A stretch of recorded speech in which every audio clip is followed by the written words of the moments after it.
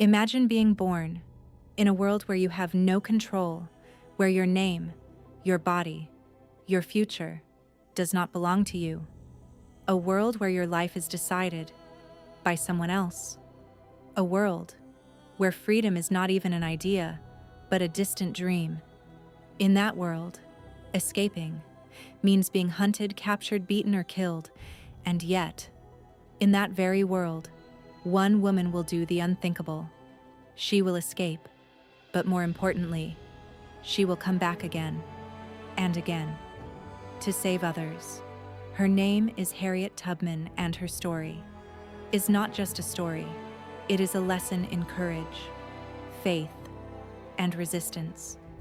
We are in the early 1800s. Around the 1820s, the United States is still a young nation, but deeply divided in the South. Slavery is everywhere.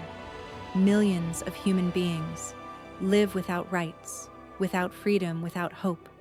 For generations, men, women, and children have been captured in Africa, chained, forced onto ships.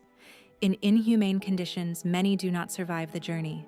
Those who do are sold, like property, like objects. It is in this world that a little girl is born. Her name is Araminta Ross. She is not born free. She is born enslaved. From a very young age, she learns what violence is, what fear feels like, what hunger and cold truly mean. She is forced to work, beaten if she resists. She watches families torn apart, children taken from their parents, and she understands something very early in this world.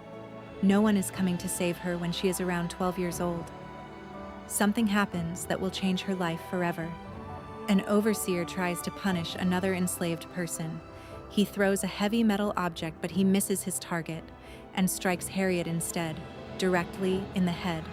The impact is brutal. She collapses. And from that day on, she is never the same.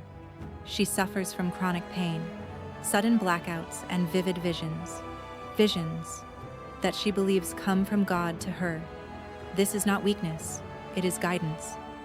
A sign. Years pass. She grows older, but one fear never leaves her, the fear of being sold, sent deeper south, where conditions are even more brutal. So one day, she makes a decision that could cost her life. She decides to escape. It is the year 1849.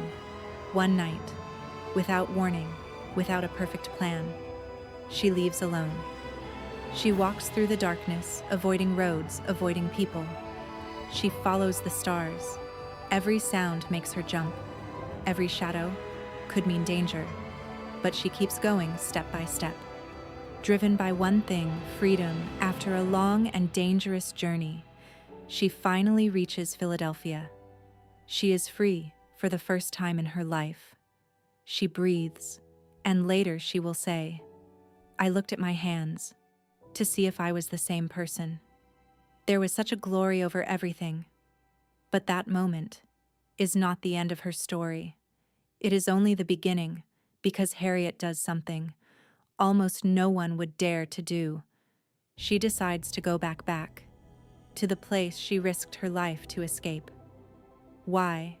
Because she cannot leave others behind, so she becomes a conductor. On the Underground Railroad, a secret network of routes, safe houses, and people willing to risk everything to help enslaved people escape. Harriet does not just help.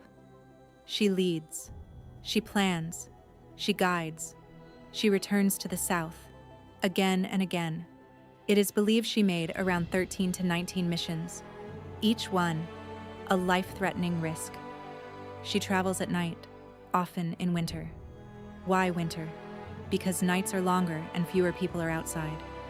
She uses coded songs, secret paths, hidden signals, and she leaves nothing to chance. She also carries a weapon, a revolver, not to attack, but to protect, and sometimes to prevent anyone from turning back, because one mistake could cost everyone their lives. She later said, "I never ran my train off the track, and I never lost a passenger. In total, She guided around 70 people to freedom, including members of her own family. That is why she was called Moses. Like the biblical figure who led his people out of slavery, she became a symbol, a living legend, but the danger never disappeared. A reward was placed on her head. Slave catchers were looking for her, but she kept going, again and again and again. Then, in 1861, war breaks out. The Civil War. The country is divided, and the president is Abraham Lincoln. Harriet joins the Union Army. But she does more than assist. She acts. She becomes a spy, a scout. She gathers intelligence. She leads operations. And then, she does something extraordinary. She leads a military mission, the Combahee River Raid. And in a single night, more than 700 enslaved people are freed. A woman in a time when women had almost no power. Leading a successful military operation, it was historic.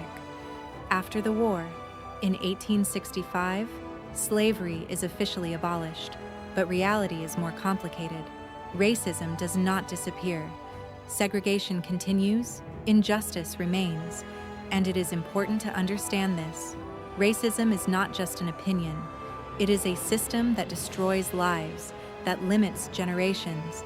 Harriet's story shows us why, but she still does not stop. She fights for women's rights, alongside Susan B. Anthony. She helps the poor, former enslaved people, the forgotten. She even creates a home for elderly African Americans. But she does more than assist. She acts.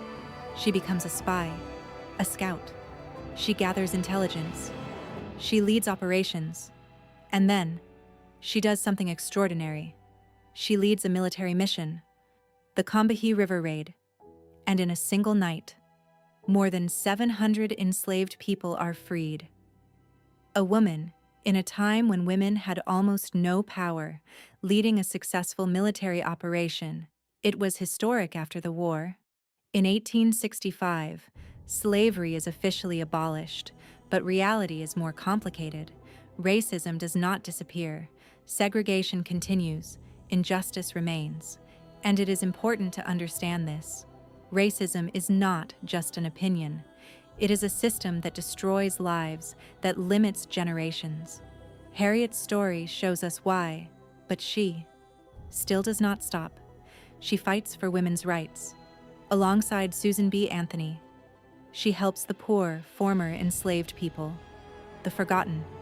She even creates a home for elderly African Americans. She gives everything until the very end.